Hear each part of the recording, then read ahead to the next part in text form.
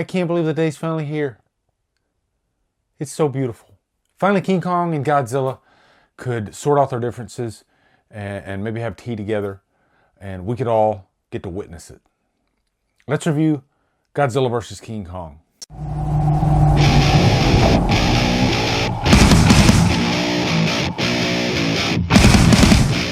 Godzilla vs. King Kong stars Godzilla, King Kong, and is directed by Adam Wingard.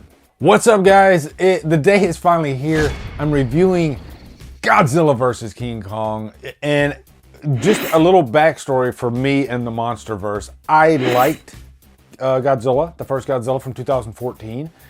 Godzilla King of the Monsters, I hated, and I mean seriously hated with a fiery purple passion, the characters in that movie, okay? And I've stated, yes, I get why we're all there. We want to see the big titans fight each other.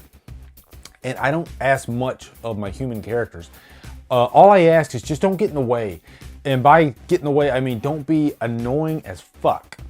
And that's what they were, for me anyway, in King of the Monsters. I hated the characters so much. Every time they were on the screen, I would just like, oh, please, please leave the screen right now, please. 2014 didn't have that. You know, Bryan Cranston was awesome in that movie. And thankfully, because they didn't show Godzilla that much in the first movie, but at the end of the day, I thought it was a very good movie. So anyway, here we are, King Kong and Godzilla meet each other, and the big question everybody had was, how is this going to work? Because throughout history, King Kong's never been that big, you know? Like, he might be a quarter the size of Godzilla on paper, okay? You know, on celluloid. We've just never seen him that size before. So in this movie, I mean, he's the first thing you see in here, and boy, is he massive. Like, I've never seen King Kong this, like, gargantuan. I've always wanted to use that word. Never had the chance to do it in a sentence. Now I can do it. But anyway, first, quick plot synopsis. Plot doesn't matter. This is, you want to see Godzilla and King Kong fight. That's it. The plot doesn't really matter. But if I had to talk about the plot, I would say the main objective here is to get King Kong transferred from Skull Island, because there's this dome that they have him in, and it's just too small for him. He's not playing well, and he's starting to destroy the thing, so they need to get him out of there. There is this connection between King Kong and this young child who is deaf by the name of Gia. This, I'll go ahead and say it right now, is the one character that I absolutely loved in this movie, this young deaf child. So what is the secret? Don't let your human characters talk. If you can do that in one of these Monster Universe movies, then everything else is cream cheese. And I got the IRS breathing down my neck like it's some sort of personal vendetta against Bobby Finstock. But let's press on. The other humans that do speak, especially on Kong's side, aren't that bad. Alexander Skarsgård, Rebecca Hall, I think they're serviceable. They do their job, they're just fine. Although it is kind of weird how, like, the first time we meet Alexander Skarsgård, he has a different hairdo, and we're supposed to think that he stopped off by the barbershop and said, go ahead and give me a high and tight, and then let's press forward with the plot of the movie. It just didn't gel that well. It was kind of weird how one scene he's got like long hair, kind of bushy looking, and then the next scene he's all clean cut and looking like a ladies' man. Not that Alexander Skarsgård doesn't always look like a ladies' man. It's like he can't even hide it. But, you know, jumping to the first action scene, they're on the transport and Godzilla is pissed off.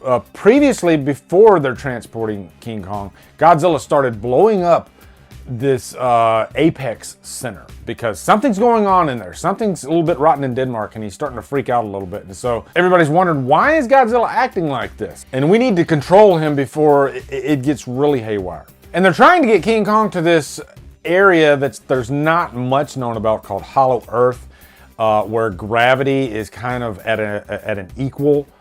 And so once he gets down there, like, you know, you like see rocks just kind of floating. I'm not a scientist, but it's like they're on the moon or something like that once they get down there. But they want to get King Kong down there to get some kind of secret weapon to fight Godzilla. But anyway, back to the transport.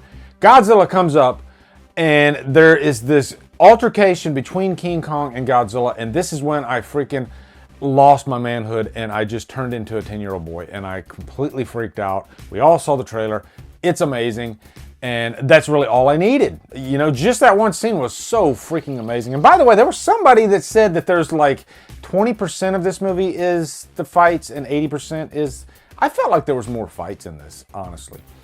I could be wrong. Maybe he's right. Maybe there was 20%. But it felt like a lot more, especially a lot more than 2014. I mean, there's tons of monster action in this movie. Now, on the Godzilla side of the house, first off, this feels like a King Kong movie, okay? With Godzilla playing a guest star. Really kind of playing the villain of the movie.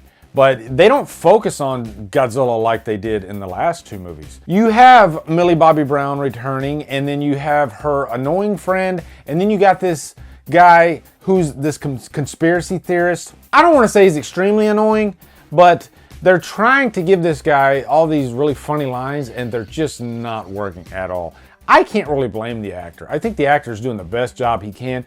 This felt like the Michael Bay character portion of the movie, you know? This felt like a character that was pulled right out of a Michael Bay movie and put into this Godzilla vs. King Kong movie. That's exactly what he was. You remember when you watch those Michael Bay movies and you're just so annoyed by these characters who are just overly loud and everything's just like holy shit, which I guess it would be holy shit in this movie, but there's just nothing really funny. It's just annoying. That's the Godzilla camp. If this movie would have just been controlled by the Godzilla camp, who didn't really need to be in the movie in the first place, then I think it would have really gotten in the way.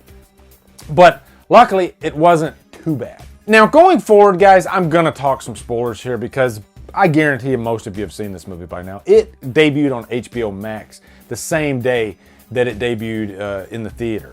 So what's the point in not talking spoilers? So I'm going to talk some spoilers going ahead because the fights from this point on were so damn badass that I just could not contain myself. They were so insane. Once they get to Hong Kong, you got this amazing fight. By the way, they're like 3 rounds between Godzilla and King Kong. But once they get to Hong Kong, amazing fight going on. You got Godzilla shooting off his laser breath, and then you got King Kong blocking it with this power shield, whatever he's using. And this was really King Kong's moment to shine because in the previous fight, we had Godzilla like pulling him down, and I almost like lost my shit during that scene because I'm a King Kong guy. I love King Kong so much, and just seeing him suffer like that because let's face it, when you know Godzilla's on his turf in the water, he has the high ground. You know, there's no way that King Kong could beat him if he's pulling him underwater.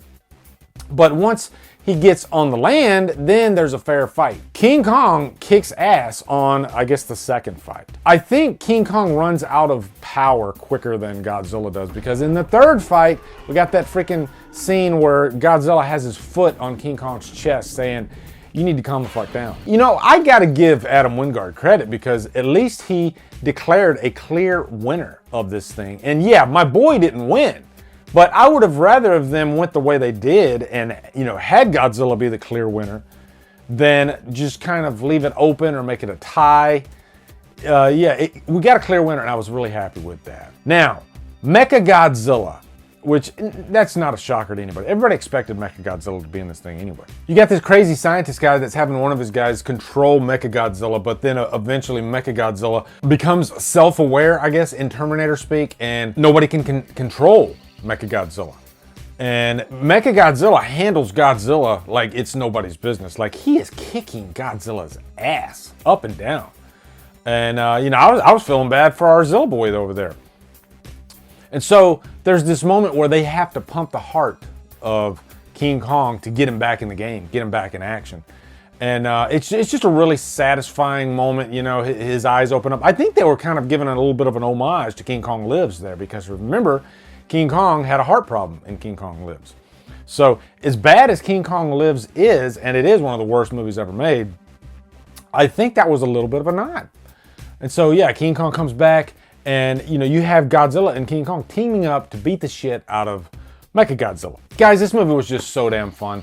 At the end of the day, you know, aside from all that crazy action and everything and the Titans fighting, the biggest thing for me was I love that they kept the heart intact, you know, the emotion intact with King Kong because King Kong is a very emotional character. And I think that's the reason why so many of us love the character. You know, he is doing anything he can to save this little girl, to protect this little girl. And anytime you mix stuff like that in a King Kong movie, it just works, you know?